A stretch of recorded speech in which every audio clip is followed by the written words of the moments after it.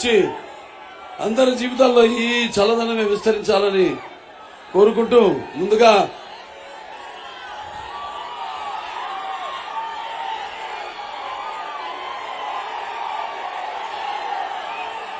గరివిడి, చీపురుపల్లి, గొర్ల, మెరకముందుగా మొత్తం చుట్టుపక్కల ప్రాంతాల నుంచి తరలి వచ్చిన ప్రజాస్వామ్యానికి సంరక్షణ కోసం కంకణబద్దులై తరలి వచ్చిన అశేష జనవాహినికి, అలాగే తెలుగుదేశం పార్టీకి ఎప్పుడు తమ ఆశీస్సులు అందిస్తూ ఆశీర్వదిస్తూ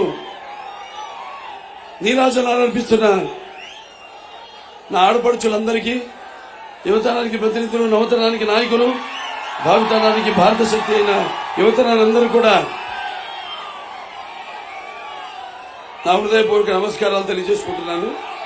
పోయినసారి ఇక్కడే డిక్టేటర్ సినిమా 100 రోజులు ఫంక్షన్ చేసుకోవడం జరిగింది.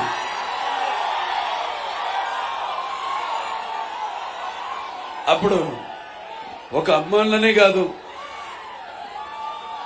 సమాజమే దేవాలయం, ప్రజల దేవుళ్ళు, అందులో నేను ఒక దేవుణ్ణి. ముందుగా నాకు ఇంత ధన్యమైన జన్మనిచ్చి నన్ను మీ అందరి గుండెల్లో ఆయన ప్రతిరూపంగా నిలిపినందుకు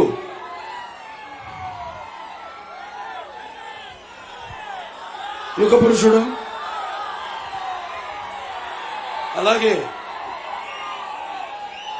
విశ్వానికే విశ్వ నట రూపాయలు ఉంటుందో చూపించిన విశ్వవిఖ్యాత నట సార్వభౌమ కారణం చెప్పిన మా నాన్నగారిని తలుచుకుంటూ, మరి ఎటు చూసినా పశుమయం, పసుపు అన్నది మరి మంచికి శుభసూచకం, శుభానికి శుభసూచకం. అలాగే పసుపు అన్నది ఒక ఆనంద వేడుకకు ఒక ఆహ్వాన గీతం. అలాగే పసుపు అన్నది ఒక ఆరోగ్యానికి ఒక గొప్ప ఆయుర్వేద ఔషధం. అలాగే మన పసుపు అన్నది అభివృద్ధికి ఒక నిర్వచనం. అలాగే మన పసుపు అన్నది ఒక సంక్షేమానికి నిదర్శనం. అలాగే మన పసుపు అన్నది ఆత్మాభిమానానికి ఎగరేసిన కేతనం. అలాగే మన పసుపు అన్నది ఆత్మ గౌరవానికి ఒక నిలువెత్తు రూపం. అలాగే మనం పసుపు అన్నది ఆత్మవిశ్వాసానికి ఒక నిజమైన సంతకం. మన పసుపు ఇవాళ ఎడు చూసినా మొత్తం చీపురుపల్లి పసుపుమయం చేసిన మన పసుపు కుటుంబానికి నా నమస్కారాలు తెలియజేసుకుంటున్నాను. మరి ముందుగా ఇది కళలకు కాణాచి. మనం మన గతం గురించి కూడా కొంచెం తెలుసుకోవాల్సిన అవసరం ఉంది.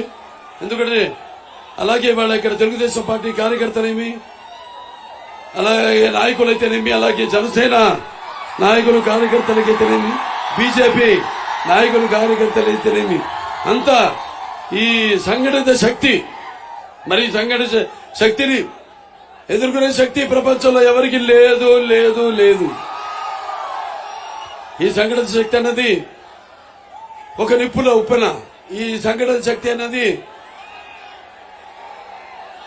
ఒక అగ్నిపర్వతం విస్ఫోటన. అలాగే సంఘటిత శక్తి అన్నది ఒక పాశుపతాస్త్రం. అటువంటి అందరి యొక్క కలయిక, మేలు కలయిక. ఈనాడు మరి ఇక్కడ అందరూ ఏకతాటిపై ఒకటే ఆశయంతో ఇక ముందు మన తెలుగుదేశం పార్టీ అధికారంలోకి రావాలి, మన రాష్ట్రం అలాగే మన గౌరవానికి, మన ఆత్మాభిమానానికి పునర్వైభవం తీసుకురావాలి అనే అకుటిత దీక్షతో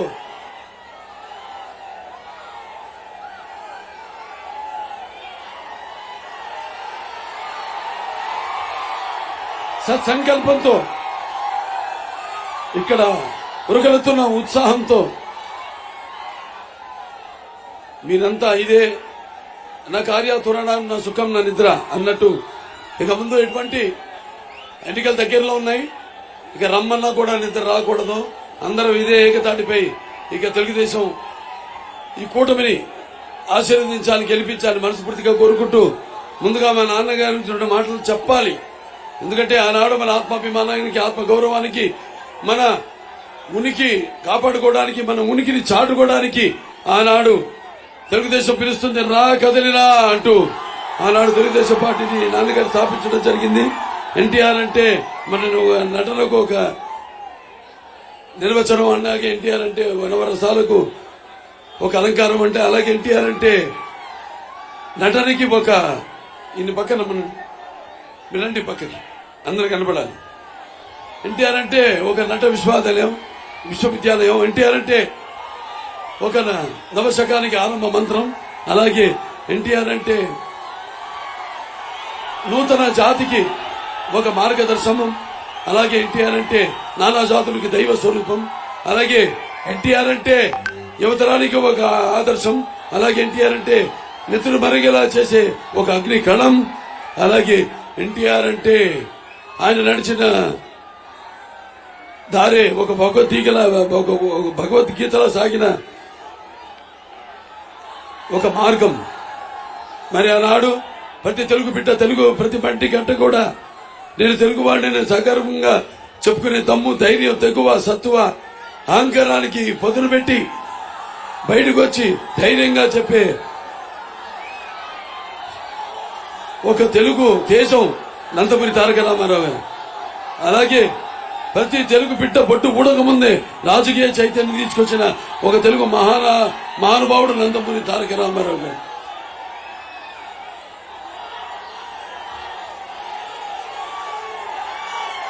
మరి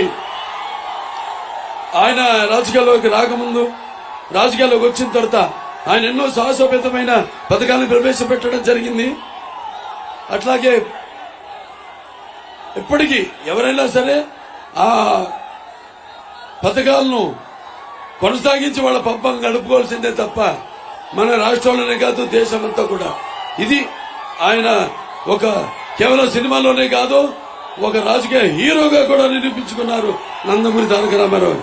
అందుకే ఆయన పేదవాడి ఎరిగిన అన్న ఆయన, పేదవాడి ఆకలి ఎరిగిన అన్న ఆయనే. అలాగే జనత భవితకు భవిష్యత్తు ఇచ్చిన అమ్మ ఆయనే. అలాగే ఆయనకు అండగా నిలిచిన ఆడపడుచులకు ఆర్థిక బలం చేకూర్చిన అన్న కూడా ఆయనే.